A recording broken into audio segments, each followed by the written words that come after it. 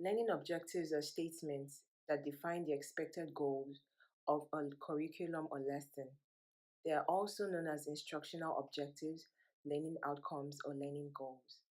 The aim of your learning objective is to state the purpose of your lesson and also the outcome of the lesson.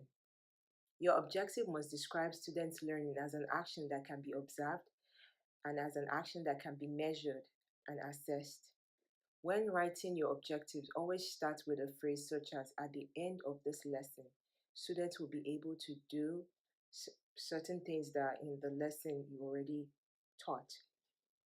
Furthermore, you'll have to connect the phrase to an action verb, which communicates the performance by the learner. Always use verbs that describe an action that can be observed and that can be measured within the teaching time frame. For example, in teaching your students about the use and functions of their body parts, they, they must first be able to identify those body parts. So, in writing the lesson objective for that particular lesson, you may state that at the end of this lesson, students will be able to identify at least 5 body parts.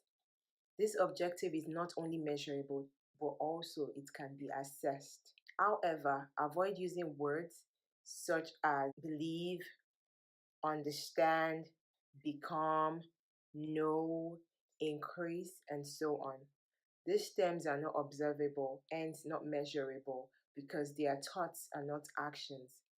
Your objective has to describe what you want students to be able to do as proof that they have been impacted by the lesson you taught.